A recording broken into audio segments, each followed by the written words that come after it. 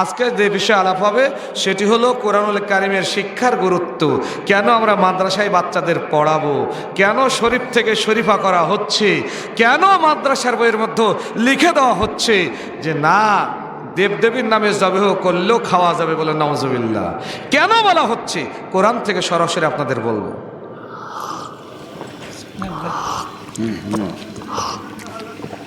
কথার শুরুতে একটা প্রশ্ন করব আপনাদের। কোরআনুল কারিম আল্লাহ পাক রব্বুল আলামিন আগে লাউহে মাহফুজে সংরক্ষণ করেছেন না মানুষ আগে সৃষ্টি করেছেন? জি জানেন না? অনুরোধ করবো, এই পর্যন্ত কোনো আমল হয়নি। বলেছি পিছনে ডাইনে বামে দু চারজন যারা বসে আছেন সামনে একটু এসে বসে পড়বেন, একজন এখনো ওঠেননি। তাহলে কোরআনের প্রতি ভালোবাসা কতটুকু হলো আমাদের? ওই যে পিছনে যে ভাইরা বসে আছেন একটু সামনে আসেন না, এখন তো তেমন ঠান্ডা তো নাই, একটু সামনে আসুন, কিছু কথা বলবো কোরআনুল কারিমের গুরুত্ব সম্পর্কে। আসুন সামনে আসুন, বসে পড়ুন, সবাই সামনে আসুন, কান লাগান।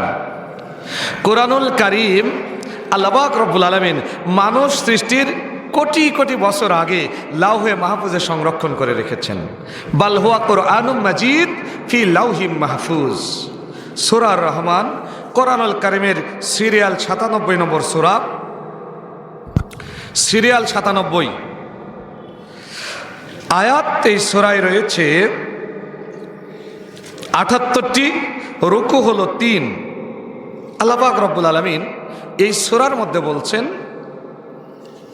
আর রহমান, আমার রহমান নামের কসম করে বলছি, আল্লামাল কোরআন, আমি কোরআন শিক্ষা দিয়েছি, খলাকাল ইনসান, তারপরে মানুষকে তৈরি করেছি। তার মানে আল্লাহ রাব্বুল আলামিন মানুষকে পৃথিবীতে পাঠানোর আগেই রুহের জগতেই মানুষকে কোরআন শিক্ষা দিয়েছিলেন, রুহকে কোরআন শিক্ষা দিয়েছিলেন। কান লাগান। নবী বলেছেন ইন্নাল্লাযী লাইসা ফি জাওফি শাইউম মিনাল কোরআনি কাল বাইতুল খরিব, যার মধ্যে কোরআন নাই সে বিরান গৃহ, উজাড় গৃহ। ওই ব্যক্তির পৃথিবীতে মূল্য থাকলেও আমি আল্লাহ আমার দরবারে কোনো মূল্য। একজন ইংরেজ মনীষী বার্ট্রান্ড রাসেল তিনি বলছেন, if you teach your children 3 hours, তুমি যদি তোমার সন্তানকে 3টি আর শিক্ষা দাও,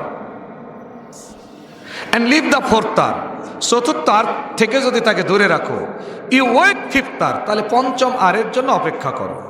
এই ইংরেজ মনীষী বললেন if you teach your children 3 hours, তুমি যদি তোমার সন্তানকে 3টি আর শিক্ষা দাও, অর্থাৎ রিডিং, রাইটিং অ্যান্ড অ্যারিথমেটিক, পড়া লেখা গণিত শাস্ত্র, and leave the 4th hour, তুমি যদি চতুর্থ আর থেকে নিজেকে বাচ্চাকে দূরে রাখো, তাহলে চতুর্থ আরটা কি? Religious education. You wait 5th hour, তাহলে পঞ্চম আরের জন্য অপেক্ষা করো। পঞ্চম আর হচ্ছে রাস্কেলিটি, বদমাইশ, সন্ত্রাসী। উনি বোঝাচ্ছেন তুমি যদি তোমার সন্তানকে পড়া লেখা এবং গণিত শাস্ত্র শিক্ষা দাও, বাট ধর্মীয় জ্ঞান শিক্ষা না দাও, তাহলে তোমার ওই সন্তান সন্ত্রাসী হবে, বদমাইশ হবে, ডাকাত হবে, চোর হবে, এতে কোনো সন্দেহ নাই। বিশ্বনবী জনাবে মুহাম্মদ রাসূলুল্লাহ সাল্লাল্লাহু আলাইহি সাল্লাম এই ধর্মীয় শিক্ষার গুরুত্ব সম্পর্কে বলছেন। আন আব্দুল্লাহ ইবনে আব্বাস রাদিয়াল্লাহু তাআলা قال قال رسول الله صلى الله عليه وسلم تدارس العلم ساعة من الليل خير من إحياء الترمذي। হযরত আব্দুল্লাহ ইবনে আব্বাস থেকে বর্ণিত, তিনি বলেন বিশ্বনবী বলেছেন, যেই ব্যক্তি 1টা ঘন্টা ধর্মীয় জ্ঞান শিক্ষা করলো, কয় ঘন্টা? মাত্র 1 ঘন্টা। খায়রুম মিন ইহা, সারা রাত্রি জেগে জেগে ইবাদত করলে যা সওয়াব, 1 ঘন্টা ধর্মীয় জ্ঞান চর্চা করলে তার চাইতে বেশি সওয়াব আল্লাহ তার আমলনামায় দিয়ে দিবেন। তিরমিজির হাদিস। আন আবি হুরায়রা রাদিয়াল্লাহু তাআলা قال قال رسول الله صلى الله عليه وسلم لا تجعلوا بيوتكم مقابر فإن في بيوت اقرأوا في سورة البقرة لا يدخل الشياطين رواه البخاري ومسلم। আবু হুরায়রা থেকে বর্ণিত, তিনি বলেন বিশ্বনবী বলেছেন তোমরা তোমাদের ঘরকে কবর বানাইও না। লা তাজালু বুয়ুতাকুম মাকাবিরা, তোমরা তোমাদের ঘরকে কবর বানাইও না। যেই ঘরে সূরাতুল বাকারা তেলাওয়াত করা হয়, লা ইয়াদখুলুশ শায়াতিন, ওই ঘরে শয়তান প্রবেশ করতে পারে না। কি সুন্দর কথা, বুখারী মুসলিমের হাদিস। পরের হাদিসে একই রাবী আবু হুরায়রা বর্ণনা করেন, বিশ্বনবী বলেছেন, আয়াতানে কাফাতানে লিল জান্নাত, বলুন আল্লাহু আকবার। কোরআনুল কারিমে সূরা বাকারা 2টি আয়াতই মানুষকে জান্নাতে নিয়ে যাওয়ার জন্য যথেষ্ট। কান লাগান, মানুষ মারা যাবে, কবরে রাখা হবে মাইয়েতকে, মাইয়েতকে কবরে রাখা হবে। কবরে রাখার পর 25 বছর বয়সের একটা সুঠাম সুশ্রী দেহের সুগন্ধিযুক্ত একটা যুবক তার বক্ষ বরাবর দাঁড়াইয়া যাবে। জিজ্ঞেস করবে মাইয়েতকে, মাইয়েত তাকে জিজ্ঞেস করবে, মান আনতা, তুমি কে? উত্তর দেবে, আনা আমালুকা, আমি তোমার আমল। মাইয়েত বলবে, আমল মানে? বলে, হ্যাঁ, তুমি কোরআনুল কারীম শিক্ষা গ্রহণ করেছিলে, কোরআনুল কারীমের সূরা বাকারা পড়েছিলে, আল্লাহ পাক রব্বুল আলামিন তোমার আমলগুলি আসমানে জমা করে রেখে এই কবরে তোমাকে সহযোগিতা করার জন্য, মুনকার নাকিরের প্রশ্নের জবাব দেওয়ার জন্য আল্লাহ কবরে তোমার পার্শ্বে আমাকে পাঠিয়ে দিয়েছেন। কান লাগান, মায়ের শুয়ে আছে, চক্ষুটা বন্ধ, দেখতে পাবে কি যেন পায়ের দিক থেকে কে যেন হাঁটি হাঁটি পা করে বুকের উপর চলে এসেছে। মায়ের চোখ খুলবে, ডান দিকে যুবক দাঁড়িয়ে আছে আর বুকের উপর সবুজ রঙের একটা পাখি। আবার জিজ্ঞেস করবে, মানাং তো তুমি কে গো? এই কবরে কোনো ছিদ্র নাই। ছিদ্র আছে কি কবরে? কোনো ছিদ্র নাই, তুমি কেমনে আসলে? ওই পাখি বলবে, আনা আমালুক, আমি তোমার আমল। মাইয়েত্রে কোরআনুল কারিমের 30টা আয়াত বিশিষ্ট ছোট্ট একটা সূরা, নাম হলো সূরাতুল মুলক। মাঝে মধ্যে কোরআনুল কারিমের এই সূরাটি তুমি তেলাওয়াত করতে, সওয়াবগুলি আল্লাহ পাক রব্বুল আলামিন আসমানে জমা করে রেখে এই মুহূর্তে তোমাকে সহযোগিতা করার জন্য আল্লাহ কবরে পাঠিয়েছে। মাইয়েতকে বলবে, মাইয়েত, একটু পরেই তোমার কবরে ডান দিকের মাটি বাম দিকে, বাম দিকের মাটি ডান দিকে, উত্তরের মাটি দক্ষিণে, পূর্বের মাটি পশ্চিমে চাপ দিবে। তোমার হাড়গুলি চূর্ণ বিচ্ছিন্ন হয়ে যাবে। কিন্তু কোরআনুল কারীম নিজে শিক্ষা গ্রহণ করেছিলে, কোরআন তেলাওয়াত করেছিলে, সূরা মুলক বেশি বেশি পড়েছিলে, এই জন্য আমি সবুজ পাখি তোমার কবরে এসেছি। আমার রব আমাকে নির্দেশ দিয়েছেন, ওরে মাইয়েত, তাকায় দেখো, আমার 2টা পাখা আমি কবরের 2 পাশে লাগাইয়া দিলাম। ও মাইয়েত, চোখটা খুলে রাখো, আমার 2 পাখা কবরের 2 পাশে লাগিয়ে দিয়েছি। তোমার চোখ দিয়ে তাকাইয়া দেখো, তুমি যত মাইল তোমার চোখের দৃষ্টি যায়, হাজার হাজার মাইল, তত মাইল পর্যন্ত তোমার কবরটা প্রশস্ত হয়ে যাবে। কিসের বরকতে? কোরআনের। কিসের বরকতে? কোরআনের। মাইল তাকায় দেখবেন পাখিটা 2 পাশে কবরের এইভাবে পাখা মেলে দিয়েছে। কবরটা এমনিভাবে গোটা বাংলাদেশ, ভারত, পাকিস্তান যতই বলেন, চোখ দিয়ে যত দূর পর্যন্ত দেখবে, বিশ্বনবী বলেন এর পরিমাণ কমপক্ষে 10টা দুনিয়ার সমান কবরে জায়গা হয়ে যাবে। কিসের বরকতে? কোরআন। আল কোরআনু হুজ্জাতুন লাকা আও আলাইকা, কোরআন আপনার পক্ষের দলিল, না হলে বিপক্ষের দলিল। বিশ্বনবী জনাবে মুহাম্মদ রাসূলুল্লাহ সাল্লাল্লাহু আলাইহি সাল্লামের একজন সাহাবী আব্দুল্লাহ আনসারী রাদিয়াল্লাহু তাআলা আনহু, যাদের নামক হাদিস গ্রন্থ 267 পৃষ্ঠায় পাবেন। আল্লাহ নবীর সাহাবীর ছোট্ট একটা ছেলে, বয়স 7 বছরের নিচে। 7 বছরের নিচে কি নামাজ ফরজ হয়? হয় না তো। 7 বছরের নিচে। এরপরও বিশ্বনবীর পিছনে যান, 5 ওয়াক্ত সালাত জামাত আদায় করেন, আর কোরআনুল কারীম নিজেও তেলাওয়াত করেন, নবীর কণ্ঠে তেলাওয়াত শোনেন। প্রতিদিন 5 ওয়াক্ত সালাত জামাতের সাথে আদায় করেন। হঠাৎ করে একদিন আব্দুল্লাহ আনসারী রাদিয়াল্লাহু তাআলা আনহুর শরীর খারাপ, এশার সালাত বাড়িতে আদায় করে ঘুমিয়ে পড়েছেন। রাত্রিবেলায় গভীর রজনীতে ঘুম থেকে জেগে দেখেন ছোট্ট বালক। কি ব্যাপার ভাই? এমনিতে লোক কম, আবার এখানে সাউন্ড এত জোরে কেন? এইদিকে কান দেন। ছোট্ট বালক রাত্রিবেলায় বাবা তাকায় দেখে দাঁড়ায় গেছে, যাই নামাজ বিছিয়ে নফল সালাত আদায় করার কোরআনুল কারীমের আয়াতগুলি তেলাওয়াত করে। পিতা ডাক দিয়ে বলে, বাবা তুমি ঘুমিয়ে পড়ো, তোমার বয়স তো এখনো 7 বছর পুরেনি, রাত্রিবেলায় উঠে কেন তুমি সালাত আদায় করার কোরআন তেলাওয়াত করো? ছোট্ট ছেলে বলছে, বাবা আমার পিতা, আপনি আমাকে নিষেধ করবেন না, আজকে রাত্রিবেলায় এশার সালাতে আপনি নবীর কাছে নিয়ে যাননি।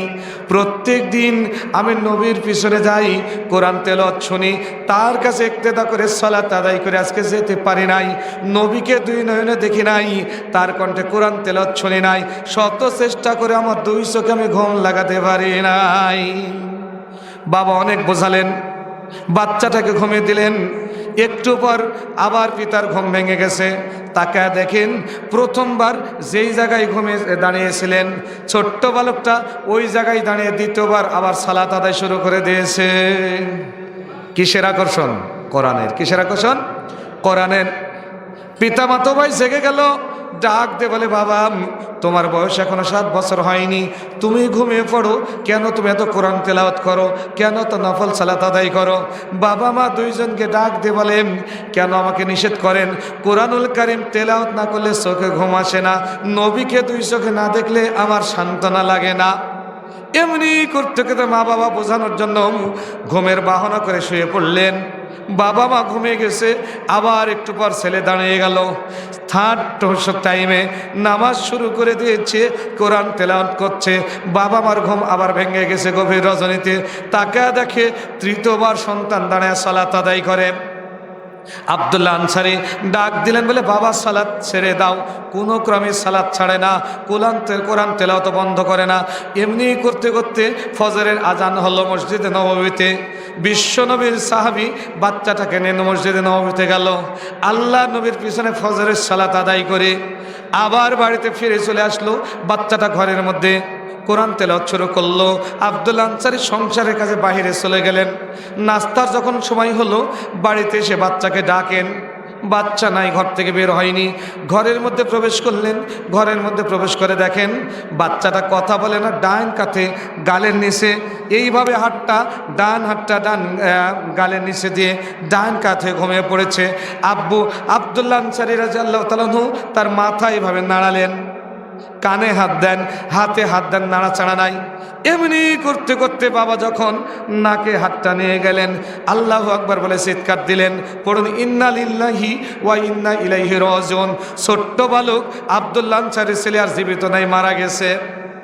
মাকে ডাকা হলো, বলে প্রাণের স্ত্রী, যেই সন্তান সারা রাত্রি জেগে জেগে কোরআন তেলাওয়াত করলো, আমার যে ছোট্ট ছেলে সারা রাত জেগে জেগে সালাত আদায় করলো, আমার ছেলেটা এই মুহূর্তে মৃত্যুবরণ করেছে।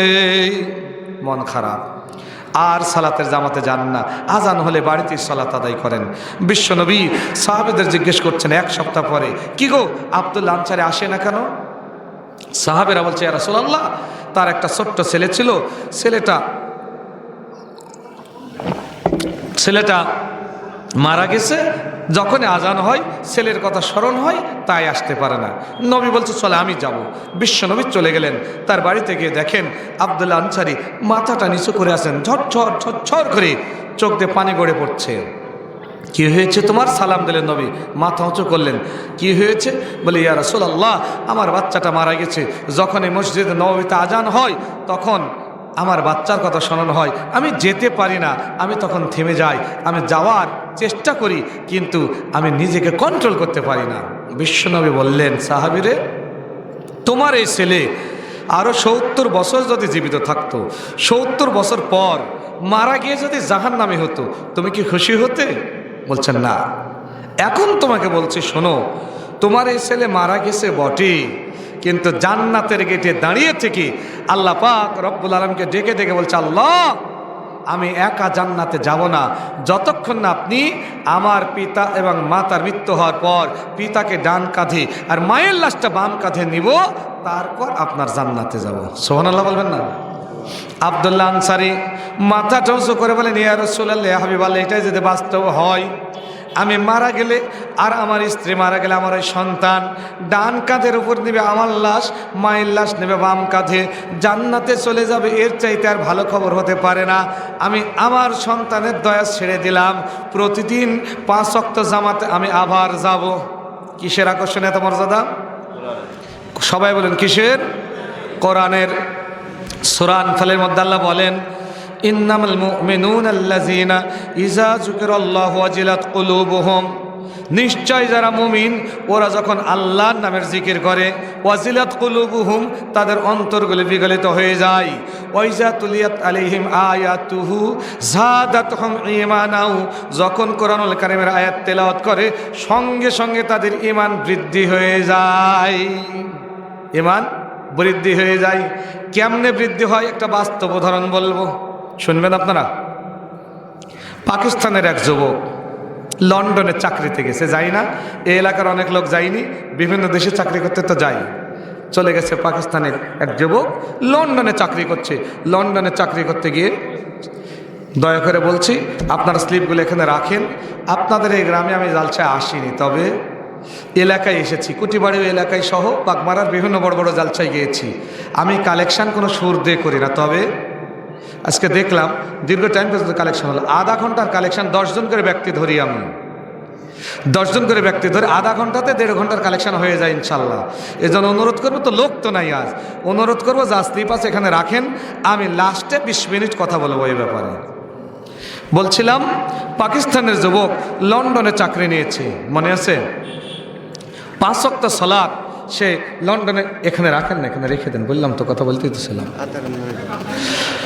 লন্ডনের এই যুবক লন্ডনে মসজিদে গিয়ে 5 ওয়াক্ত সালাত জামাতে আদায় করে, কোনো ওয়াক্ত জামাত বাদ দেয় না। হঠাৎ করে যুবকটা নাই। ইমাম সাহেব বলছে, আরে প্রতিদিন যে যুবকটা জামাতে আসে কোথায় গেল? 1 দিন 2 দিন 3 দিন 3 বছর পর্যন্ত দেখা যাচ্ছে না। 3 বছর পর হঠাৎ একদিন ফজরের সালাতের পর হঠাৎ তাকে দেখে যুবকটা পিছনের লাইনে মাথাটা নিচু করে বসে আছে। ইমাম সাহেব তাকে ডাকলেন, সালাত শেষে সামনে আসলো, এই কোথায় গিয়েছিলে তুমি? 3 বছর পর্যন্ত কোনো কথা বলনি, দেখা করেনি, আমরা হয়রান হয়ে গেলাম তোমাকে খুঁজতে খুঁজতে, তুমি কোথায় গিয়েছিলে? যুবক বলছে, হুজুর আমি পৃথিবীর কোথাও যাইনি, আমি জাহান্নামের মধ্যে ডুবে গিয়েছিলাম 3 বছর। 3 বছর পর জাহান্নাম থেকে বের হয়ে এসেছি। নাউজুবিল্লাহ বলবেন না? হুজুর বলছে জাহান্নাম থেকে বের হয়ে আসা যায়? কেউ পারবে? বলছে, হুজুর দুনিয়ার জাহান্নামে গিয়েছিলাম। কেমন বলো? বলে, আমি যেই কোম্পানিতে চাকরি করতাম, খ্রিস্টান একটা যুবতী মহিলা আমার টেবিলে বসতো, 5 ওয়াক্ত সালাত আমি আপনার পিছনে আদায় করতাম জামাতে, কিন্তু তার প্রতি আমার প্রেম নিবেদন হয়ে যায়। হঠাৎ করে বিয়ের প্রস্তাব দিলাম, মেয়েটা বলছে বিয়ে করলে বাসায় যেতে হবে। তার বাসায় চলে গেলাম, 6টা শর্তে তার পিতা আমাকে বিয়ে দিল। কয়টা শর্ত? 6টা শর্তে বিয়ে দিলে, 1, তুমি আজ থেকে মুসলমান থাকতে পারবে না, খ্রিস্টান হতে হবে। বলছে আমি গ্রহণ করে নিলাম। বলো নাউজুবিল্লাহ। 2 নম্বর, কোরআনুল কারীম পড়া যাবে না, আমি মেনে নিলাম, যেহেতু আমি প্রেমে পড়ে গেছি। 3 নম্বর, মুসলমান কোনো বন্ধু বান্ধবী রাখা যাবে না, আমি মেনে নিলাম। 4 নম্বর হলো পিতামাতার সাথে সম্পর্ক রাখা যাবে না, আমি এটাও মেনে নিলাম। 5 নম্বর হচ্ছে তোমার এই শহরে চাকরি করো, এখানে চাকরি করা যাবে না, আর এক শহরে যেতে হবে, বাসা ছেড়ে দিতে হবে। 6 নম্বর হলো তুমি কোনো দিনই তোমার ফোন, ইমেল, এই যত ফ্যাক্স, যত অ্যাড্রেস তোমার রয়েছে সব বন্ধ করে দেবে, কারোর সাথে কোনো যোগাযোগ করা যাবে। বলছে, হুজুর 6টা শর্ত মেনে নিলাম, আমি খ্রিস্টান হয়ে গেলাম, এখন এই শহর থেকে আর একটা শহরে যেতে হবে। আমি এবার কোনো কাজ না করে সুন্দর করে ব্যাগে মালামাল ভরা শুরু করলাম। আমি ব্যাগের মধ্যে বিছানার চাদর, আমি বিভিন্ন বইপত্র সব করলাম, কিন্তু আমার তাকের উপরে একটা প্রবেশ করলে ওই দিকে তাকাই। বলছে, হুজুর ব্যাগের মধ্যে সব কিছু ভরে নিলাম, কিন্তু আমি খ্রিস্টান হয়ে গেছি, কোরআনুল কারীমের কপিটা বললাম না। অবিকল কেমন যেন ঘর থেকে আমার কল্পনার জগতে আওয়াজ শুরু হলো। কোরআনুল কারীম ডেকে ডেকে বলে, যুবক এমন কি অপরাধ করলাম আমি? 3 বছর পর্যন্ত কোনোদিন তুমি আমার দিকে না তাকে ঘর থেকে বের হওনি, আবার ঘরে ঢুকলে আমার দিকে না তাকে তুমি ঘরে ঢোকনি। আজকে এমন কি অপরাধ করলাম? তোমার ব্যাগের মধ্যে এই ঘরের সব জিনিস স্থান পেলাম, কিন্তু ছোট্ট একটা কোরআনুল কারীমের কপি আমি তোমার ব্যাগের মধ্যে জায়গা পেলাম না। ওরে যুবক, একটা বার কি তোমার আল্লাহর কথা স্মরণ হয় না? বলে, হুজুর এই কথা বলার সঙ্গে সঙ্গে আমার মনটা কেমন যেন হয়ে উঠলো। কোরআনুল কারীমের কপিটা ব্যাগের মধ্যে ভরে নিলাম, আর একটা শহরে চলে গেলাম, স্ত্রীকে নিয়ে গিয়ে নতুনভাবে চাকরি শুরু করলাম, ঘর ভাড়া নিলাম। বাসায় যখন উঠলাম সব জিনিস ঘরে সাজালাম। কোরআনুল কারীমের কপি দেখার পর স্ত্রী খেপে গেল, তুমি কেন কোরআন নিয়ে এসেছো? আমি বললাম, শোনো আমি তো নব খ্রিস্টান, নতুন খ্রিস্টান, অনেক পুরাতন খ্রিস্টানরাও কোরআন তেলাওয়াত করে, আমি তেলাওয়াত করবো না, শুধু তাকের উপর রাখবো। রেখে দিলাম কোরআন। কিছু বলল না আমার স্ত্রী। এমনি করতে করতে দীর্ঘ 3 বছর চাকরি করলাম। যত টাকা ব্যাংক ব্যালেন্স হলো স্ত্রীর নামে, আর 10 তলা একটা বিল্ডিং তৈরি করলাম, তাও হলো স্ত্রীর নামে। 3 বছর পর হঠাৎ করে দুপুরবেলা আমার শরীরটা অসুখ, আমি ছুটি নিলাম অফিস থেকে, বাসায় চলে এসেছি। বাসায় এসে তাকিয়ে দেখি স্ত্রীও উপস্থিত। বললাম, তোমার কি হয়েছে? বলে, স্বামী আমারও শরীরটা খারাপ, আমিও ছুটি নিয়ে আজকে বাসায় এসেছি। আমি তাকালাম তাকের দিকে, তাকে কি ছিল? কোরআন, কোরআনুল কারিমের কপি নাই। স্ত্রীকে বললাম, প্রাণের স্ত্রী কোরআনুল কারিমের কপিটা কোথায়? স্ত্রী বলছে, প্রাণের স্বামী 3 বছর চলে গেল, একদিনও ঘরটা পরিষ্কার করতে পারি নাই। আজকে ছুটি নিয়ে এসে ঘরের সমস্ত অপ্রয়োজনীয় জিনিস সব ফেলে দিয়েছি। আমি মনে করলাম কোরআন তো খ্রিস্টানের জন্য কোনো জিনিস নয়, দরকারি কোনো জিনিস নয়, অপ্রয়োজনে মনে করে কোরআনুল কারিমের কপিটাও আমি ডাস্টবিনে ফেলে দিয়েছি। বলুন নাউজুবিল্লাহ। বলছে, হুজুর এই কথা বলার সঙ্গে সঙ্গে আমার কলিজায় আগুন ধরে গেল। আমি দৌড় দিলাম, লন্ডন শহরের ওই ডাস্টবিনে চলে গেলাম। ডাস্টবিনে গিয়ে ময়লা সরানো শুরু করলাম। মিনিটের মধ্যে ময়লার স্তূপ যেখানে পড়ে যায়, বারবার ময়লা সরাই, কিন্তু কোরআনুল কারিমের কপি পাই না। শেষ পর্যন্ত কেবলা মুখে দাঁড়ায় গেলাম, আল্লাহর কাছে 2 হাত তুলে বললাম, আল্লাহ আমি এমন একজন পাকিস্তানি যুবক, কোনোদিন 5 ওয়াক্ত সালাতের জামাত আমি ত্যাগ করি নাই, কিন্তু 3 বছর পূর্বে খ্রিস্টান সুন্দর একটা মহিলার প্রেমে পড়ে আমি খ্রিস্টান হয়ে গিয়েছি। কোরআনুল কারিমের প্রতি আমার আকর্ষণ কমে গেছে, কিন্তু আজকে তোমার কথা রব আমার মনে পড়ে, তোমার কোরআনের কথা মনে পড়ে। আমি তো বড় ভুল করে ফেলেছি। আমার খ্রিস্টান স্ত্রী তোমার কোরআনুল কারিম ডাস্টবিনের মধ্যে ফেলে দিয়েছে।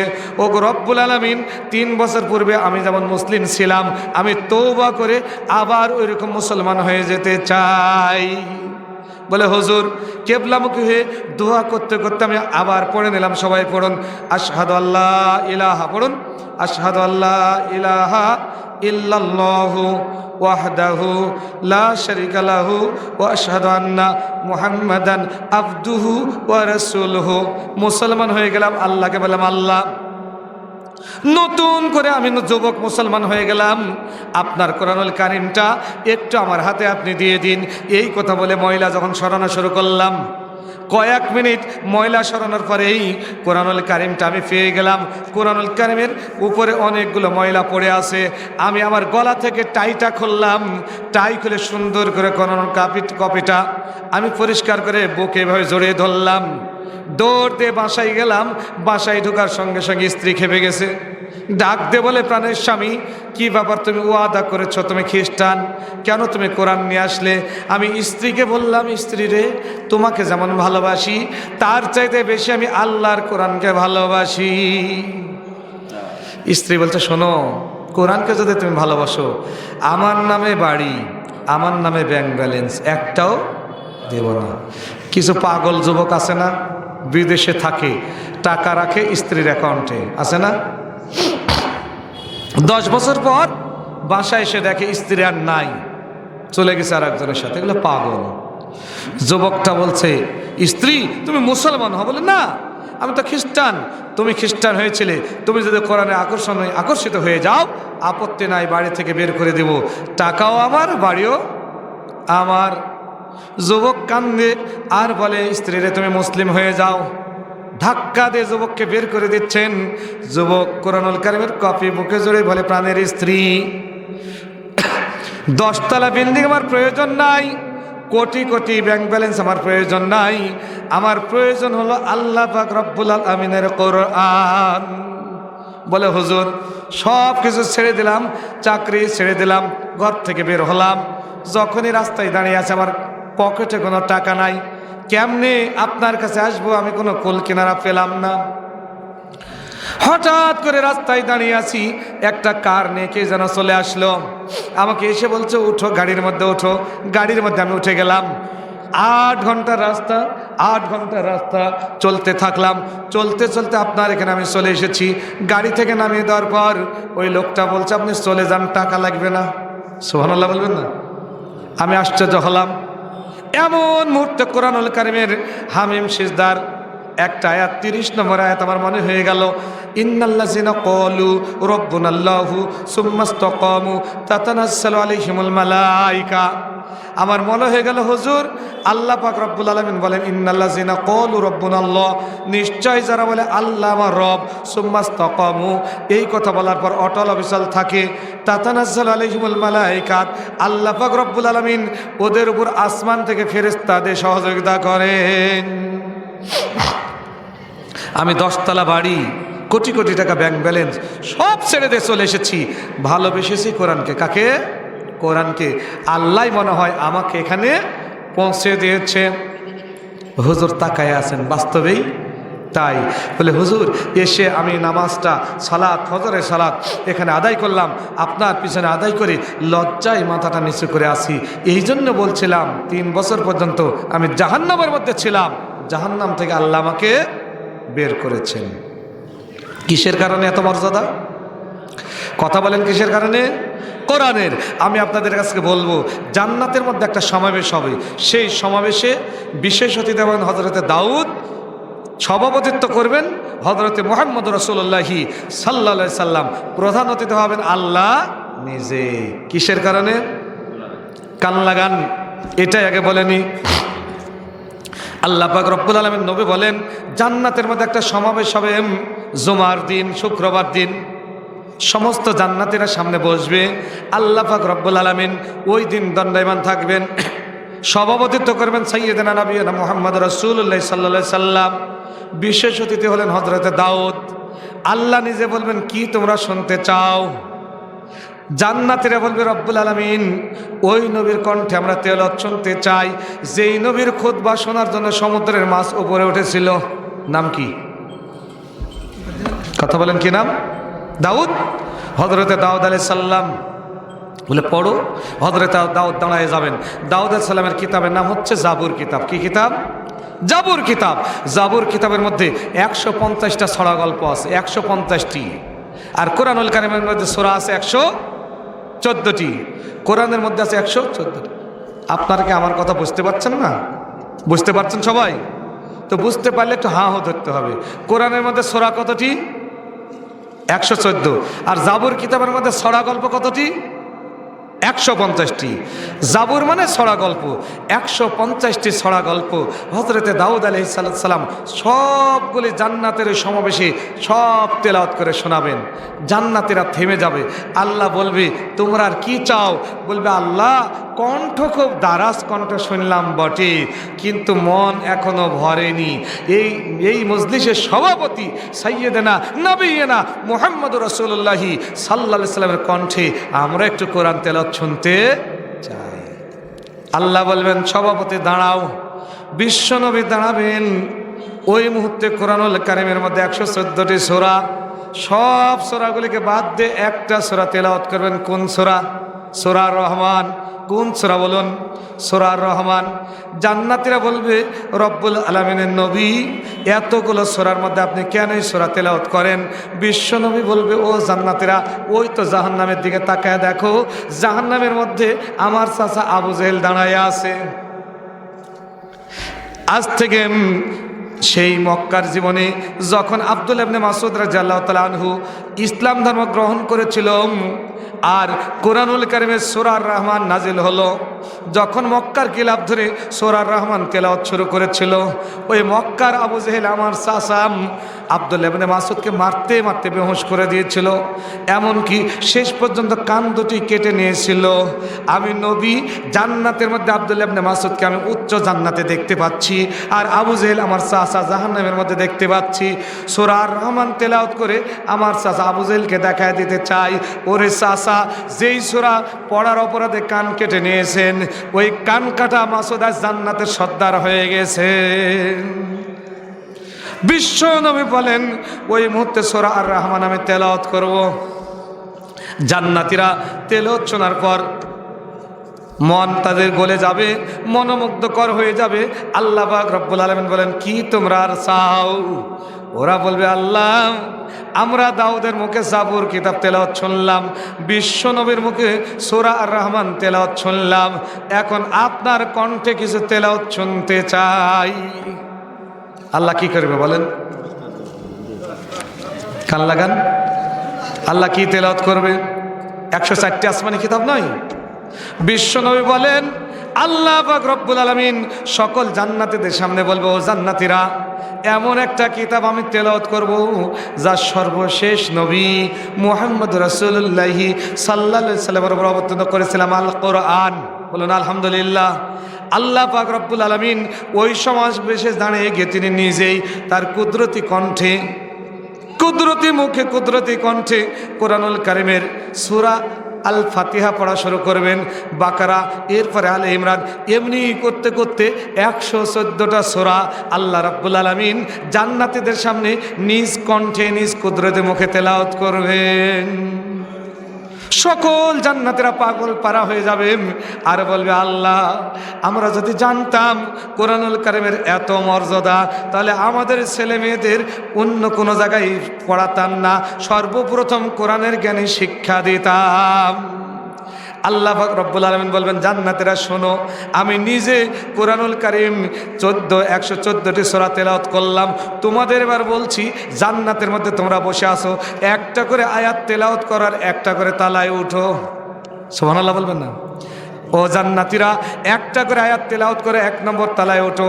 100টা আয়াত যার মুখস্থ সে 100 তালায়, 500 আয়াত যার মুখস্থ 500 তালাই, যার 6234টি আয়াত মুখস্থ সবচাইতে উপর তালাই।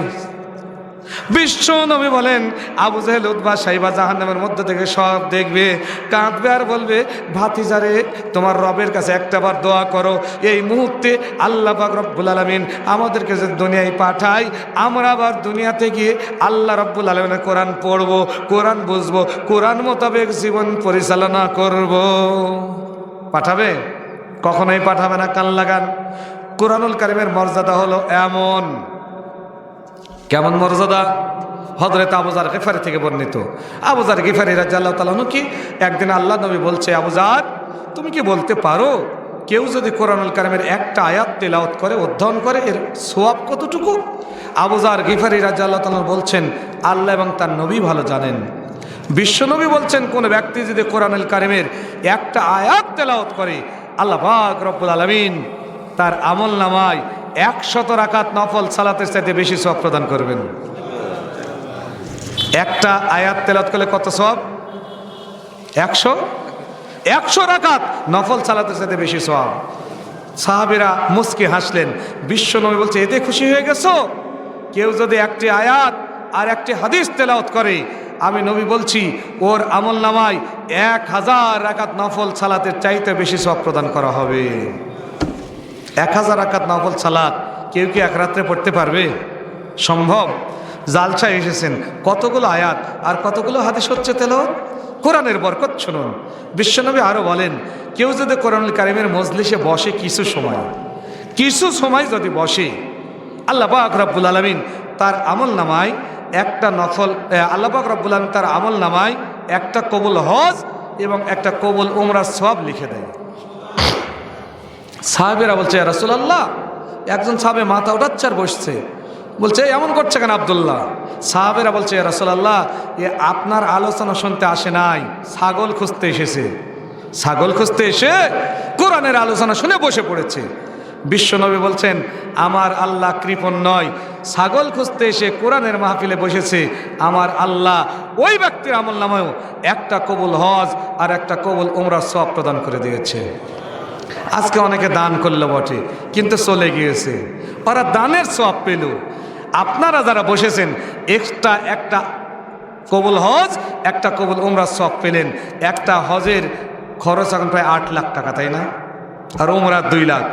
10 লাখ টাকা খরচ করলে যা সওয়াব, এই কোটি কয়েক মানুষ এখানে বসেই সেই পরিমাণ সওয়াব লাভ করতে পারলেন। আলহামদুলিল্লাহ বলবেন না? মা বোন আলহামদুলিল্লাহ বলুন। হজ আপনি করতে গেছেন, কবুল হচ্ছে কি হচ্ছে না এটা আল্লাহ ভালো জানেন, আর এখানে বসলেই আপনি কবুল হজের সওয়াব পেয়ে যাবেন। বলবেন, হুজুর, হজ কবুল হবে না মানে? আমার টাকাতে আমি হজ করলে আমার কবুল হবে না? হজ করতে যাচ্ছে আমরা যারা, কত কি করে যাচ্ছে জানেন তো? এগুলো আজকে বলার সময় না, বলতে যাচ্ছি না। এবার আমি ফিরে যেতে চাই। কোরআনুল কারীম আল্লাহ নবীর উপর অবতীর্ণ হতে আল্লাহ নবীকে সময় ব্যয় করতে হয়েছে 15 বছর। কত বছর? বলবেন, হুজুর উল্টা পাল্টা কথা শুনলাম। কি বলেন পিছনের হুজুরেরা? কিছু বলছিলেন? আল্লাহ নবী কোরআনুল কারীম তারপর অবতীর্ণ হতে সময় লেগেছে কত বছর? আপনারা বলবেন হুজুর 23 বছর, তাই না?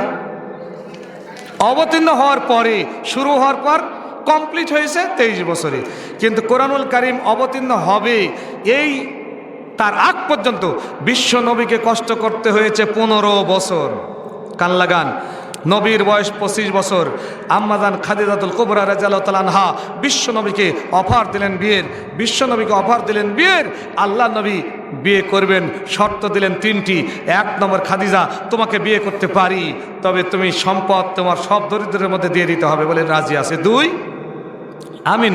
আমি মুহাম্মদ তোমার বয়সে 15 বছরের ছোট, আমি তোমাকে বিয়ে করব বটে, সব সময় তোমার কাছে থাকতে পারবো না, আমি স্রষ্টার সান্নিধ্য লাভের জন্য মাঝে মধ্যে কোনো জায়গায় নিজেকে হারিয়ে ফেলবো, তোমাকে মেনে নিতে হবে, বলে রাজি আছি।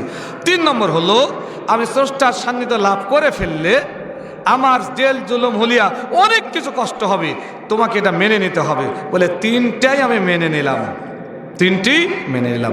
বিয়ে হয়ে গেল। নবীর বয়স 25 আর খাদিজার বয়স 40। আল্লাহ নবী তখন নবুয়ত পাননি। বাড়ি থেকে হেরা গুহা প্রায় 8 থেকে 10 কিলোমিটারের পথ। 8 থেকে, হাজি সাহেব নাই কেউ এখানে? কে হাজি? 8 কিলোমিটার থেকে 10 কিলোমিটার দূরে নয়, কান লাগান। এতগুলো পথ হযরত মুহাম্মদ রাসূলুল্লাহি সাল্লাল্লাহু আলাইহি সাল্লাম বাড়ি থেকে হেঁটে যেতেন প্রতিদিন। গিয়ে 3.80 কিলোমিটার, প্রায় 4 কিলোমিটার উঁচু পাহাড়ের উপর একটা গুহার নাম হলো হেরা গুহা। ওই গুহায় মাঝে মধ্যে নিজেকে ধ্যানে মগ্ন রাখতেন। কত বছর পর্যন্ত? 12 বছর।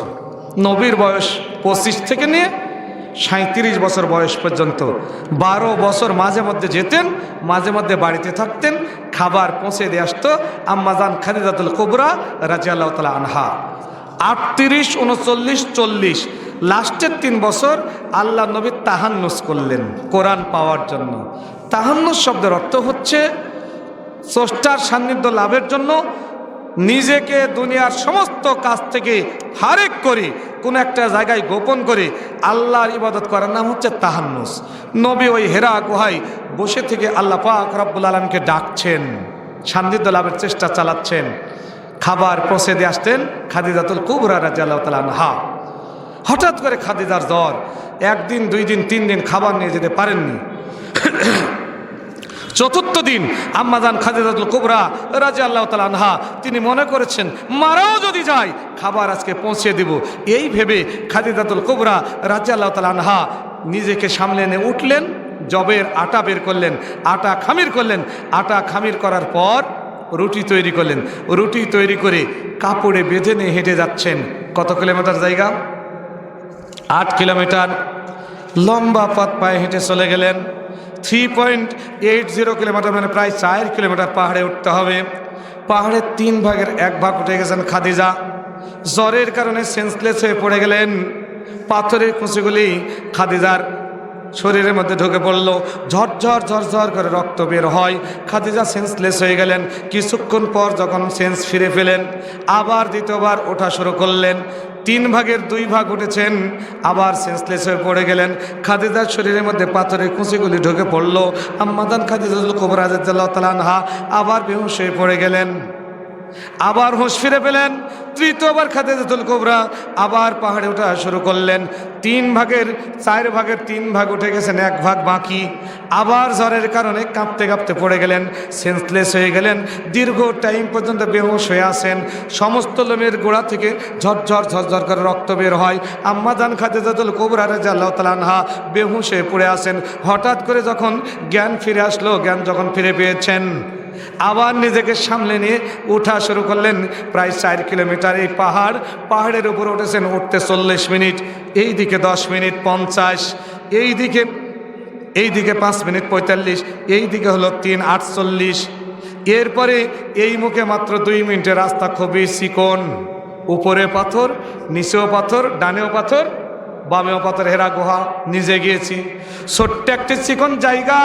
আম্মাজান খাদিজাতুল কুবরা রাদিয়াল্লাহু তাআলা আনহা অসুস্থ মানুষ, যখন ওই আঁটো সরু জায়গাতে যাওয়া শুরু করলেন।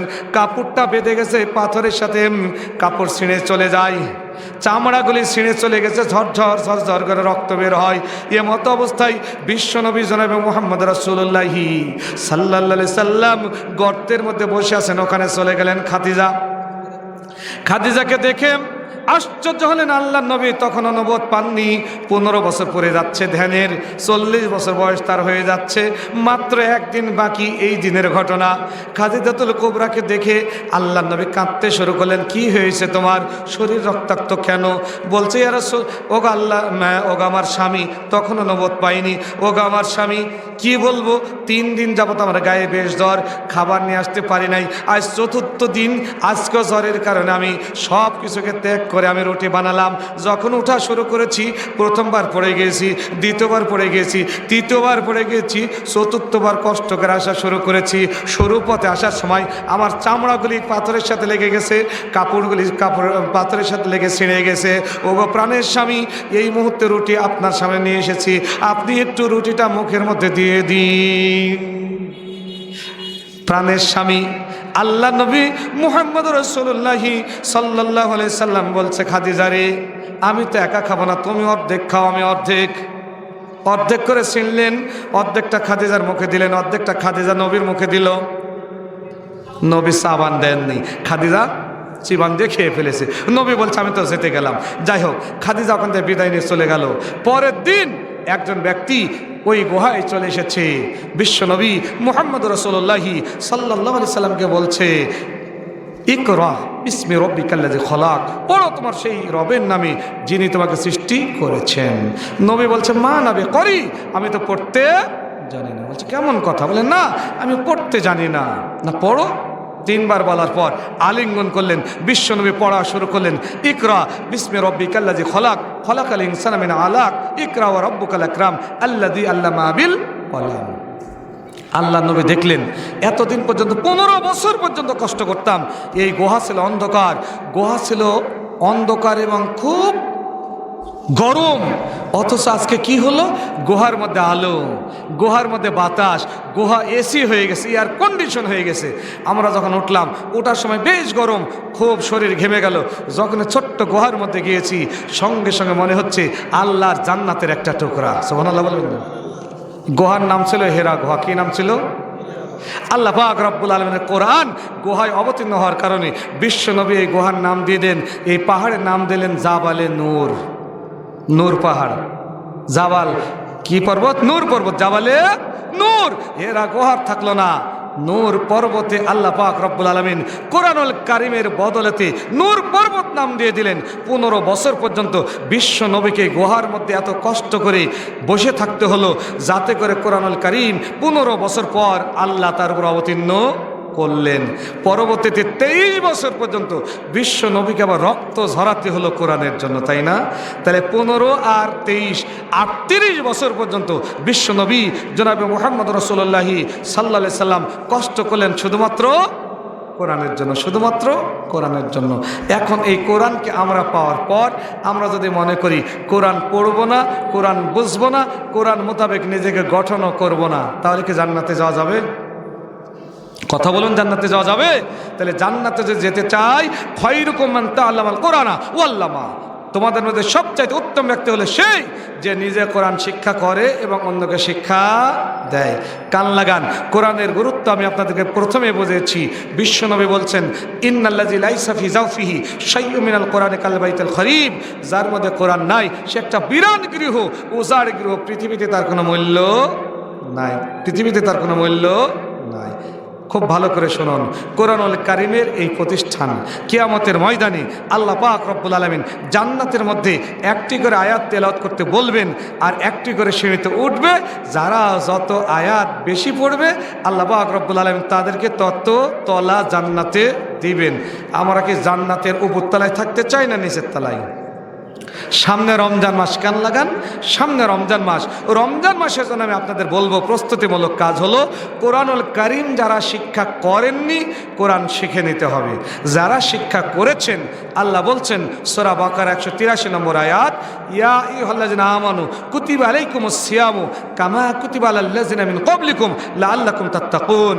হে ঈমানদারগণ, তোমাদের উপর রমজানের সিয়ামকে ফরজ করা হয়েছে যেমন ফরজ করা হয়েছিল তোমাদের পূর্ববর্তীদের উপরে। কাদেরকে ডাক দিয়ে বললেন? ঈমানদারদেরকে। সকল মানুষকে সিয়াম পালন করতে আল্লাহ বলেননি, শুধু যারা ঈমানদার তাদেরকে সিয়াম পালন করতে বলেছেন। তাহলে রমজান মাস আসার আগেই গুরুত্ব দিব কাকে? কোরআনের গুরুত্ব এত কারণটা কি? রমজান মাসের গুরুত্ব এত কেন? শাহরু রমজান আল্লাযী উনজিলা ফীহিল কোরআন হুদাল লিন-নাসি ওয়া বায়িনাতিন মিনাল হুদা ওয়াল ফুরকান। এই মাসে কোরআন অবতীর্ণ হয়েছে বলেই রমজান মাসের গুরুত্ব এত বেশি। আমি আপনাদেরকে উদাহরণ দিই এইভাবে, এই নামাজ গ্রাম, কি এটা নামাজ গ্রাম, তাই না? নামাজ গ্রামের দুই ব্যক্তির ছেলের বিয়ে। এক ব্যক্তি এখানকার চেয়ারম্যান, এখানকার এমপি, এখানকার ভিআইপি পার্সন সব বরযাত্রা করেছে। বরযাত্রী করে নগাঁয় বিয়েতে নিয়ে গেল, 5 লাখ টাকা নগদ মোহরানো নিয়ে গেছে। আরেকজন এমপিও নাই, মন্ত্রীও নাই, চেয়ারম্যানও নাই, গ্রামের কৃষকদেরকে সাথে নিয়ে রাজশাহী তার ছেলের বিয়ে নিয়ে গেল। নগাঁয় যে ব্যক্তি এমপি, চেয়ারম্যান এবং সব ভিআইপি পার্সনকে নিয়ে গেল, নগদ মোহরানা নিয়ে গেল। দুপুরে খাওয়া দাওয়ার পর বলছে, বিআই সাহেব, এই তো দেখছেন আমাদের MP principal Abul Kalam Azad, chairman এই কি নাম জানো, রঞ্জু ভাই, এই তো অনেক লোকজন এখানে, প্রফেসর, ডাক্তার অনেকে এসেছে, এই তো 5 লক্ষ টাকা আমার ছেলের পক্ষ থেকে আপনার মেয়েকে মোহরানা দিচ্ছি। ছেলে মনটা খারাপ, আমাদের সাথে আসতে পারেনি, মেয়েকে একটু পাঠাইয়া দেন। বিয়ে হবে? কথা বলেন না কেন? বিয়ে হবে? এই বাবাজি, ওই যে ওইটা কি, ওইটা আপনার পাশে ওইটা কি? ঘুম আসে? ঘুম আসে খুব? কেন? কান লাগান। বিয়ে দিবে কেন? 5 লাখ টাকা নগদ মোহরানা দিল, এমপি গেছে, চেয়ারম্যান গেছে, বিয়ে দিবে না কেন? দিবে না মানে বিয়ের জন্য শর্ত হলো বর, বিয়ের জন্য শর্ত হলো বর। এই দিকে রাজশাহীতে গেল যে এই যুবকটা গ্রামের কৃষকদেরকে নিয়ে গেছে, টাকা 5 লাখ না, মাত্র 50,000 টাকা নগদ মোহরানা নিয়ে গেছে। কিছু কৃষকদেরকে নিয়ে গেছে, কৃষকরা সবাই মিলে ওখানে বর সাথে আছে। খাওয়া দাওয়ার পর সুন্দরভাবে কালমা করে সন্ধ্যার আগেই এই নামাজ গ্রামে সেই বর এবং কনে সব বাড়িতে চলে আসলো। আর নওগাঁ থেকে ওরা আর ফিরে আসে না। মোবাইল করে জানা গেল ওদেরকে উত্তর মাধ্যম দিয়েছে যে পাগলামি শুরু করেছো, বর ছাড়া এখানে এসেছো। তাহলে রমজান মাসের গুরুত্ব হলো আল্লাহর কোরআন। কি রমজানের গুরুত্ব? কি কোরআনের কারণেই রমজান মাসের এত গুরুত্ব বেশি। আল্লাহ বলছেন, লাউ আনসালনা আলা জাবালিন লারাইতাহু খাশিআম মুতাসাদ্দিআম মিন খাশিয়াতিল্লাহ ওয়া তিলকাল আমসালু নাযরিবুহা লিন-নাস লাআল্লাহুম ইয়াতাফাক্কারুন। এটি হলো এমন কোরআন, আমি আল্লাহ এটা যদি পাহাড়ের উপর অবতীর্ণ করতাম, পাহাড় গলে বিগলিত হয়ে যেত। সেটা আমি মানুষের উপর অবতীর্ণ করেছি, মানুষ এর কোনো মূল্যই দেয়নি, মানুষের কোনো মূল্যই দেয়নি। কোরআনের মূল্য দিয়েছিল আল্লাহ নবীর সাহাবীরা। কারা? আল্লাহ নবীর সাহাবীরা।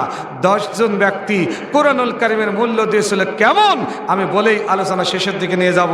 আল্লাহ পাক রব্বুল আলামিন নবীর সাহাবী হযরতে আবু বকর রাদিয়াল্লাহু তাআলা আনহু, তিনি কোরআন বুঝেছিলেন, কোরআন মোতাবেক নিজেকে গঠন করেছিলেন। মা বোন ভালো করে শুনুন, একদিন তার রাজ দরবারে এক মহিলা এসে বলছে, ও আমিরুল মুমিনিন আবু বকর, তুমি না ভালো শাসক, কিন্তু আমার পিতাও নাই, মাতাও নাই, ছেলেও নাই, মেয়ে নাই, পৃথিবীতে স্বামীও নাই, কেউ নাই। আমি দীর্ঘদিন যাবৎ একা এক মহিলা, আমার সেবা করার মতো কেউ নাই, রাষ্ট্রীয়ভাবে আমাকে তুমি খোঁজখবর নেও না। আবু বকর আশ্চর্য হলেন, দাঁড়ায়া গেলেন, বলছে এমন কে আসো আজকে এই মহিলার সেবা করার দায়িত্ব নেবে, বাইতুল মাল থেকে উপযুক্ত বেতন দেওয়া হবে। উমার ফারুক দাঁড়ায়া গেলেন। উমার ফারুক যখন দাঁড়িয়েছেন, আবু বকর বলছে তুমি তো প্রধান বিচারপতি, দায়িত্ব পালন করতে পারবে না। বলছে আমি পারবো। দায়িত্ব দিয়ে দেওয়া হলো। কান লাগান, সংক্ষেপে বলছি। দায়িত্ব যখন দিয়ে দেওয়া হলো, উমার ফারুক রাদিয়াল্লাহু তাআলা আনহু পরের দিন রাত্রিবেলায় এশার সালাদের পর ঘুমিয়ে পড়লেন। গভীর রজনীতে তাহাজ্জুদ সালাত আদায় করে কোরআন তেলাওয়াত করছেন। ফজরের আজান হলো, ফজরের সালাত আদায় করে আবার কোরআন তেলাওয়াত করে হাঁটি হাঁটি পা পা করে ওই বৃদ্ধা মহিলার ঘরের দরজায় গিয়ে সালাম দিলেন, বলে মা দরজাটা খুলে দাও, আমি তোমার খেদমত করার জন্য এসেছি। ভিতর থেকে উত্তর দিল মহিলা, কে গো বাবা, তোমাকে চিনি না। ঘণ্টাখানিক পূর্বে আর একটা যুবক এসে আমার সব করে দিয়ে চলে গেছে। ওমর আশ্চর্য হলেন, কি ব্যাপার, কি বলে? ফিরে চলে আসলেন। পরের দিন আবার রাত্রিবেলায় মসজিদে নববীতে বসে আছেন, তাহাজ্জুদ সালাত আদায় করলেন, কোরআন তেলাওয়াত করলেন। ফজরের সালাত আদায়ের পর কোরআন তেলাওয়াত করে খুব তাড়াতাড়ি চলে গেছেন। মহিলার বাড়ির দরজায় গিয়ে সালাম দিলেন, মা দরজাটা খুলে দাও, আমি তোমার বাড়ি পরিষ্কার করার জন্য এসেছি, রান্না বাড়া করে দেওয়ার জন্য এসেছি। বাড়ির মধ্য থেকে খবর চলে আসলো, বাবা কি তুমি চিনলাম না, ডিস্টার্ব করো না, ফিরে চলে যাও। আজকেও কিছুক্ষণ পূর্বে আর একজন যুবক এসে আমার বাড়ি সব পরিষ্কার করে দিয়ে চলে গেছে।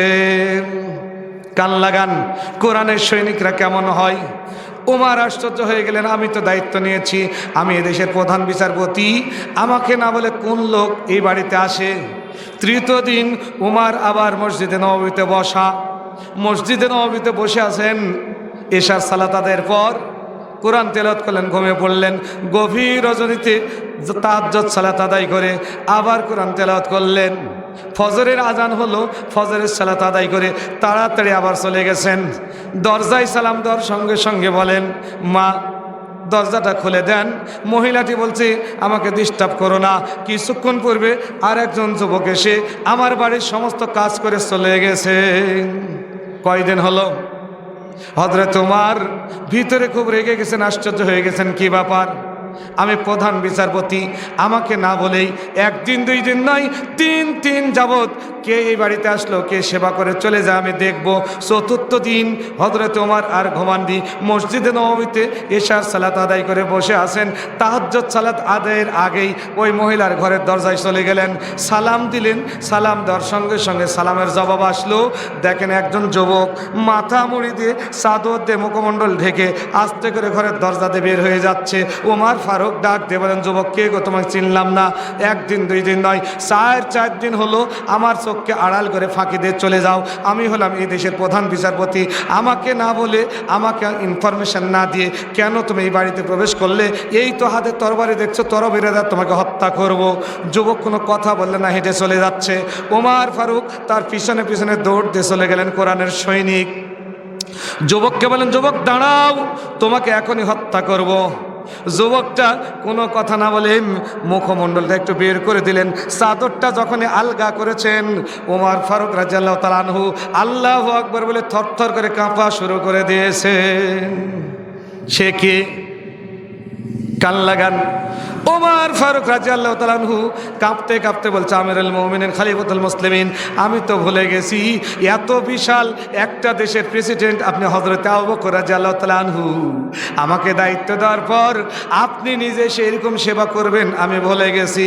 হযরত আবু বকর রাদিয়াল্লাহু তাআলা আনহু বলে, ওমর রে, তুমি হলে প্রধান বিচারপতি আর আমি হলাম এই দেশের আমিরুল মুমিনিন খলিফাতুল মুসলিমিন, আমি হলাম প্রেসিডেন্ট। আল্লাহ পাক রব্বুল আলামিন কোরআনুল কারীমের সূরা হজর 41 নম্বর আয়াতে বলেছেন, ইন মাক্কান্নাকুম ফিল আরদ, যখন এই জমিনের কেউ দায়িত্বশীল হয়ে যায় ওই ব্যক্তির চারটা কাজ করা ফরজ হয়ে যায়। এক নম্বর হলো ওই যে দেশের মধ্যে 5 ওয়াক্ত সালাত আদায় করতে হবে, সৎ কাজের আদেশ দিবে, অসৎ কাজে বাধা দিবে, আর প্রত্যেকটা মানুষের নিরাপত্তা বিধান করতে হবে। আমি আবু বকর যখন এই মহিলা আমার বিরুদ্ধে আপিল ঘোষণা করলো মজলিসের মধ্যে, সেই দিন থেকে নিয়াত করেছি আমি যতদিন জীবিত থাকবো ততদিন পর্যন্ত নিজ হাতে মহিলাকে রান্না করে দিব, মহিলার ঘর বাড়ি পরিষ্কার করে দিব, মহিলার কাপড় চোপড় পরিষ্কার করে দিব। আমি প্রত্যেক দিন রাত্রিবেলায় এই মহিলার বাড়িতে আসি, খাবার রান্না করে দিই, কাপড় ধরি পরিষ্কার করে দিই। তারপর আমি আল্লাহর নবীর সাহাবী আবু বকর একটা খেজুর আমার মুখে ওঠাই। এর নাম হলো কোরআনের সৈনিক। এর নাম হলো কোরআনের সৈনিক।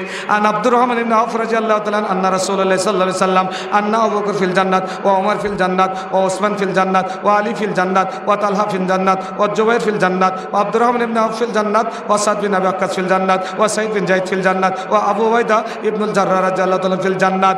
বিশ্বনবী বলেন এই 10 জন ব্যক্তি হযরত আবু বকর যেমনভাবে রাষ্ট্রপতি হওয়ার পর একজন মহিলার বাড়ি থেকে, বৃদ্ধা মহিলার বাড়ি থেকে বাড়িঘর পরিষ্কার করে দেন, এইরকম কারণে আমার আল্লাহ পাক রব্বুল আলামিন জীবিত থাকা অবস্থায় 10টা ব্যক্তিকে জান্নাতের সার্টিফিকেট দিলেন।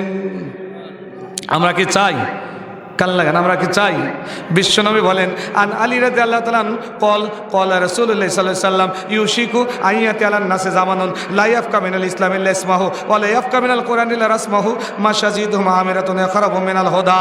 বিশ্বনবী বলেন এমন একটা জামান আসবে, এমন একটা যুগ আসবে, ইউশিকু আইয়াতি আলান নাসে জামানুন, এমন একটা জামানা আসবে লা ইয়াফকা মিনাল ইসলামি ইল্লা ইসমাহু, ইসলাম থাকবে শুধুমাত্র নামে, কামে থাকবে না।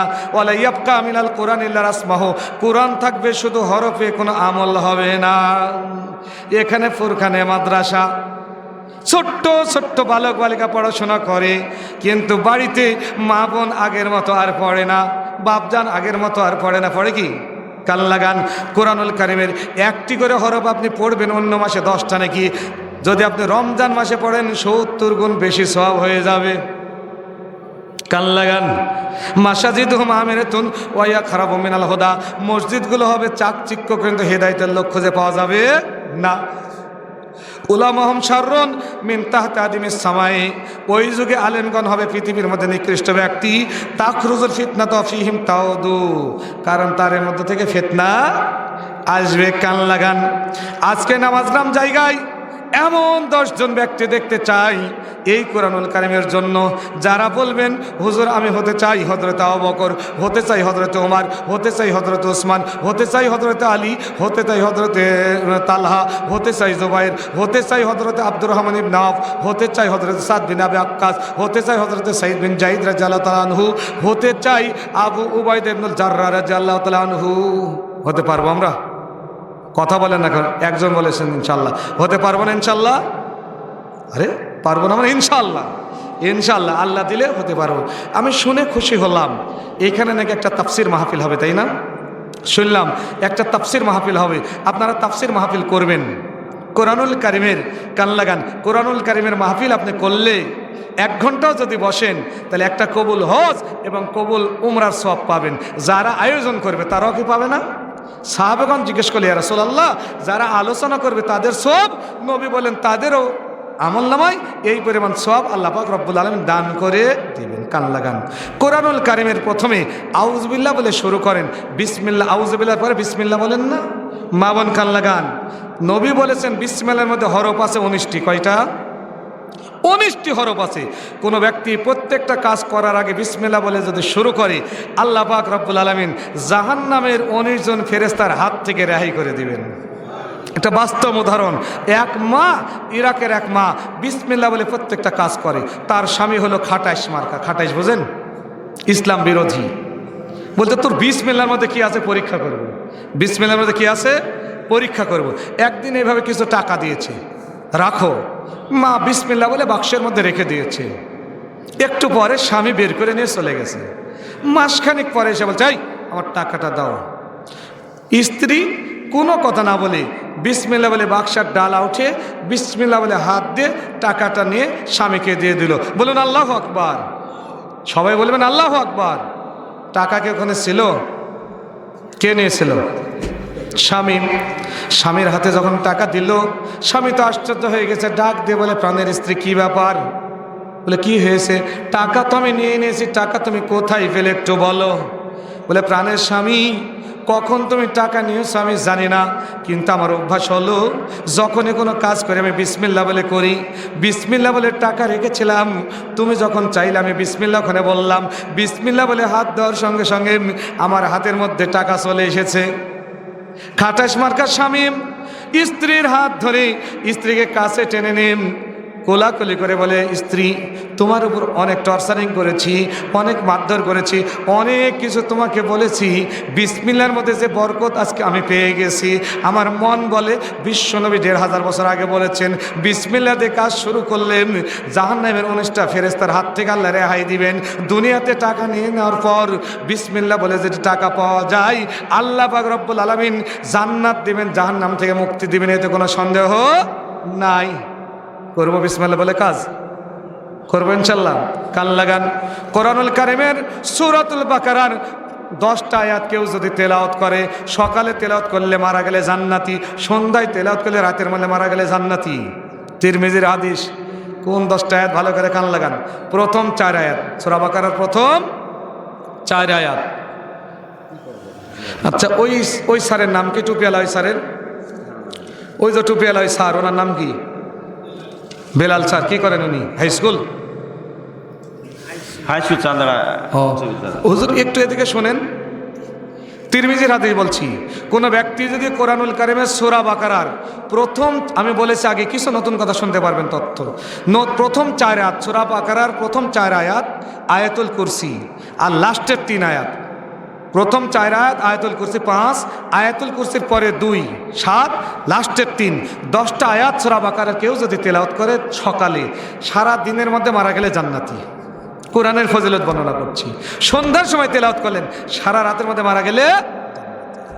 বিশ্বনবী বলেছেন এর মধ্যে যেহেতু আয়াতুল কুরসি আছে, ওই ব্যক্তি আর জান্নাতের মধ্যে পার্থক্য হলো শুধু তার মউত, মারা গেলেই লোকটা জান্নাতে যাবে।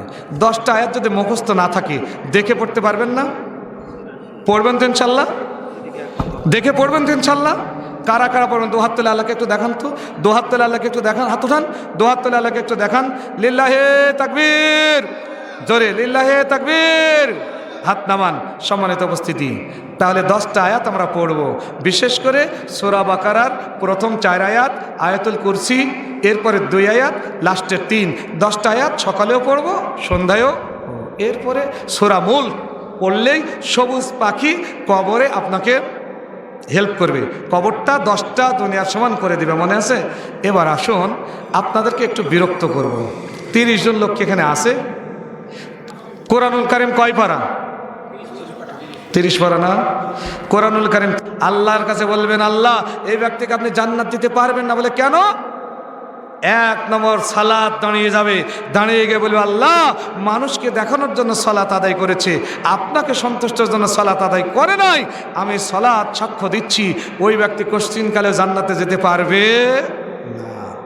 দ্বিতীয় দাঁড়ায় যাবে সিয়াম, দাঁড়ায় গিয়ে বলবে, আল্লাহ আপনাকে সন্তুষ্ট করার জন্য সে সিয়াম পালন করে নাই, মানুষকে সন্তুষ্ট করার জন্য সিয়াম পালন করেছে, দুনিয়াতে তা হয়ে গেছে, ওকে জান্নাতে যেতে দেওয়া যাবে না।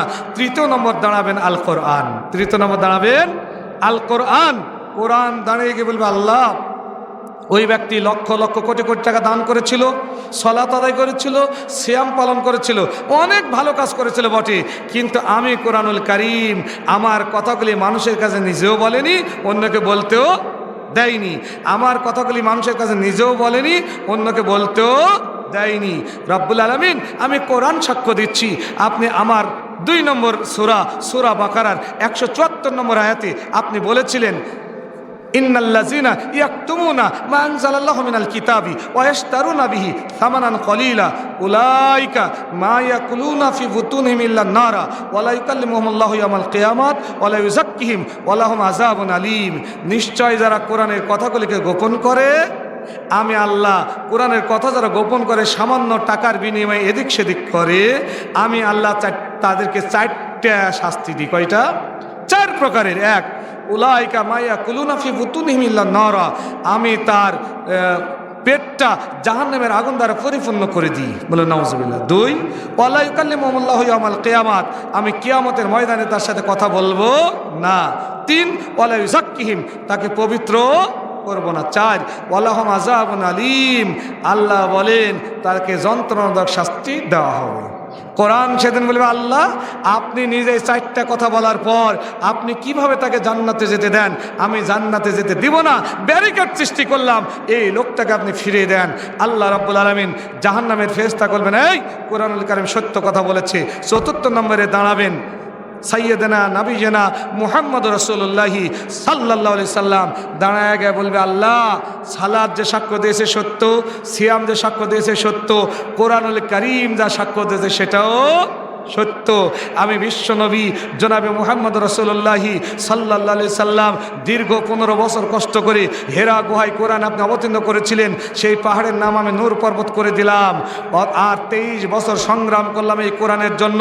আমার 63 বয়সের জিন্দেগিতে 38 বছর পর্যন্ত আমি এত কষ্ট করলাম, অথচ এই ব্যক্তি কোরআনের পক্ষে ছিল না, কোরআনের বিপক্ষে ছিল।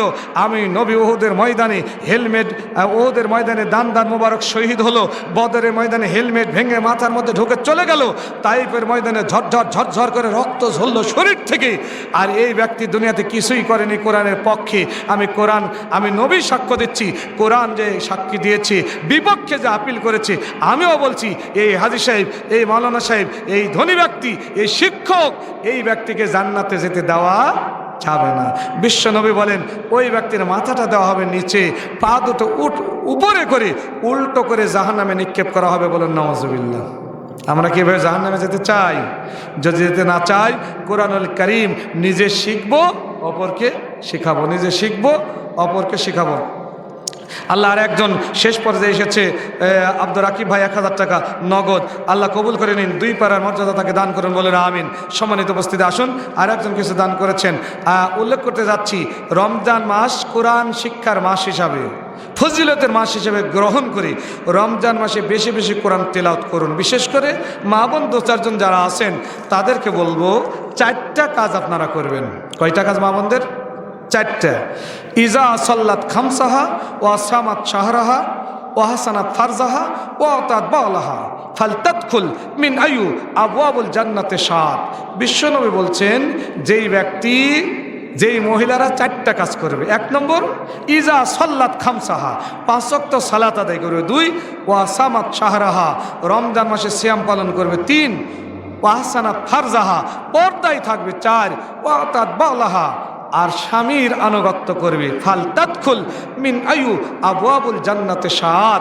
আমার নবী বলেন ওই ব্যক্তি, ওই নারী হাসতে হাসতে জান্নাতের 8টা দরজার যে কোনো দরজা দিয়ে জান্নাতে চলে যাবে। একজন মহিলার আমল বলে আলোচনা শেষ করে দিতে চাই। কোরআনের কেমন প্রেমিক তারা ছিলেন। জিহাদের ময়দানে আল্লাহ পাক রব্বুল আলামিন নবী কিছু অর্থ চেয়েছেন। হযরতে আলী দিলেন 4 ভাগের 1 ভাগ, উসমান দিলেন 3 ভাগের 1 ভাগ, ওমর দিলেন 2 ভাগের 1 ভাগ, আবু বকর সবগুলি দিয়ে দিলেন। একজন মহিলা ছেঁড়া কাপড় পরে আছেন, ছটফট করেন, কিছু তার টাকা পয়সা নাই। আল্লাহ পাক রব্বুল আলামিন নবীর কাছে একবার যান, একবার বাড়িতে চলে যান। এমনি করতে করতে বাড়িতে চলে গেলেন, একবার ঘরের মধ্যে ঢোকেন, একবার বাইরে যান। আল্লাহর কাছে কেঁদে কেঁদে বলেন, আল্লাহ, আমার নাই বলতে কোনো টাকা পয়সা নাই। জিহাদের ময়দানের জন্য নবীর ফান্ডে আমি কি দেবো, বাইতুল মালের ফান্ডে। ঘরের মধ্যে ঢুকলেন, 1.5 বছর বয়সে ছোট্ট একটা শিশু তার ঘরে শোয়ানো। বাচ্চাটাকে কোলে তুলে নিলেন। কোলে তুলে নেওয়ার পর বলছেন, আল্লাহ, পৃথিবীতে নাই বলতে আমার কিছু নাই। মা বোন ভালো করে শুনুন, পৃথিবীতে নাই বলতে আমার কিছুই নাই। আমার সম্বল হলো এই ছোট্ট কলিজার টুকরা সন্তান গো আল্লাহ। আমি কলিজার টুকরাকে বুকে তুলে নিলাম, জিহাদের ময়দানে বাইতুল মালের তহবিলে জমা দেওয়ার জন্য নিয়ে যাচ্ছি। বাড়ি থেকে বের হলেন, হযরতে আলীর সাথে দেখা। আলী বলে, বোন কোথায় যাও? আমি বিশ্ব নবীর কাছে যাই। কেন যাবে? নবী তো তোমাকে কিছু দিতে পারবে না। মেয়েটা বলছে, নেওয়ার জন্য যাচ্ছি না, দেওয়ার জন্য যাচ্ছি। আলী বলছে, তুমি আবার কি দিবে, গরিব মানুষ। বলে, চলো দেখো। আরও সামনে গেলেন, ওসমানের সাথে দেখা। ওসমান রাদিয়াল্লাহু তাআলা আনহু বলেন, কোথায় যাও বোন? বলে, নবীর কাছে যাই। ওসমান একই কথা বলেন, কেন যাচ্ছ? নবী দিতে পারবে না। মেয়েটা বলেন, নেওয়ার জন্য যাচ্ছে না, দেওয়ার জন্য যাচ্ছি। একটু সামনে গেলেন, ওমর ফারুকের সাথে দেখা। বলে, বোন কোথায় যাও? আমি বিশ্ব নবীর কাছে যাই। কেন যাচ্ছ? নবী তো তোমাকে কিছু দান করতে পারবে না। বলে, নেওয়ার জন্য যাচ্ছে না, দেওয়ার জন্য যাচ্ছি। এমনি করতে তো যখন বিশ্ব নবীর সামনাসামনি গেছেন, আবু বকরের সাথে দেখা। আবু বকর বলে, বোন তুমি কোথায় যাও? বলে, নবীর দরবারে। কেন যাচ্ছ? উনি কিছু দিতে পারবে না। মহিলাটা বলছে, আল্লাহর নবীর সাহাবী, আমি তো নবীর কাছে নিতে যাচ্ছি না, দিতে যাচ্ছি। বলেন আল্লাহু আকবার। বিশ্ব নবীর দরবারে চলে গেলেন। আল্লাহ নবীর দরবারে গিয়ে কাঁদতে কাঁদতে বলছেন, ইয়া রাসূলুল্লাহ, হাবিবাল্লাহ, জিহাদের ময়দানের জন্য বাইতুল মালের জন্য আপনি তহবিল চেয়েছেন, বাইতুল মালের জন্য আপনি ফান্ডে টাকা চেয়েছেন। আমি দরিদ্র মহিলা, আমার ছিঁড়া কাপড়, ভালো কোনো কাপড় নাই, বাড়িতে কোনো আমার তহবিল নাই, এমনকি স্বামীও জিহাদের ময়দানে শহীদ হয়ে গেছে, আমার ভাই নাই, অন্য কোনো সন্তান নাই, আমার সম্পদ বলতে 1.5 বছরের এই ছোট্ট বাচ্চা আব্দুল্লাহ, পৃথিবীতে কোনো সম্পদ নাই। আমার কলিজার টুকরাকে কোলে নিয়ে এসেছে, আল্লাহ নবী আপনার বাইতুল মালের তহবিলে জমা দিচ্ছে, আপনি একটু নিয়ে নেন। বিশ্ব নবী 2 চোখ দিয়ে ঝরঝর ঝরঝর করতে করতে পানি গড়ে যায়, ডাক দিয়ে বলেন, ও মহিলা সাহাবী, তুমি বাচ্চাকে ফেরত নিয়ে চলে যাও। 1.5 বছরের শিশু যুদ্ধ করতে পারবে না, হাঁটাহাঁটি করতে পারবে না, কি করব তাকে নিয়ে? ঘোড়ার পিঠেও বসে থাকতে পারবে না। ওই মহিলা বলছে, আল্লাহ নবী আপনি ফেরত দেন কেন? চতুর্দিক থেকে জিহাদের ময়দানে বাতিলরা আপনাকে তীর নিক্ষেপ করবে, গুলি করবে। যখনই আপনার বুকে গুলি আসবে, আমার বাচ্চাটাকে ঢালের মতো করে সামনে ধরবেন, আপনার বুকে গুলি লাগবে না, আমার বাচ্চার বুকের মধ্যে গুলি চলে যাবে, আমার বাচ্চার পিঠের মধ্যে গুলি চলে যাবে, আমার বাচ্চাটা শহীদ হয়ে যাবে। কিয়ামতের ময়দানে আমি মহিলা মানুষ, আমি মহিলা সাহাবী, কিয়ামতের ময়দানে একজন সন্তানের শহীদের মা হিসাবে জান্নাতি হয়ে যাব। বিশ্বনবী বলেন, ও মহিলা সাহাবী, তুমি ফিরে যাও, তুমি ফিরে চলে যাও, ছোট্ট বাচ্চাকে তোমার নিয়ে তোমার কোল খালি করতে চাই না। এমন মুহূর্তে হযরতে জিবরিল আমিন আলাইহিস সালাম এসে হাজির হয়ে গেছে। আল্লাহ নবীকে ডাক দিয়ে বলে, নবী আজকে জিহাদের ময়দানে কারা সৈনিক আপনি কি জানেন? তালিকা কি আপনার কাছে আছে? বলে, না, তালিকা করিনি। জিবরিল আমিন আলাইহিস সালাম বলছেন, আল্লাহ নবী আপনি কেন ছোট্ট বালকটাকে ফেরত দেন? এই 1.5 বছরের শিশুকে আপনি কেন ফেরত দেন? আপনি কি তার ব্যাপারে কিছু জানেন? বলে, না, জানি না।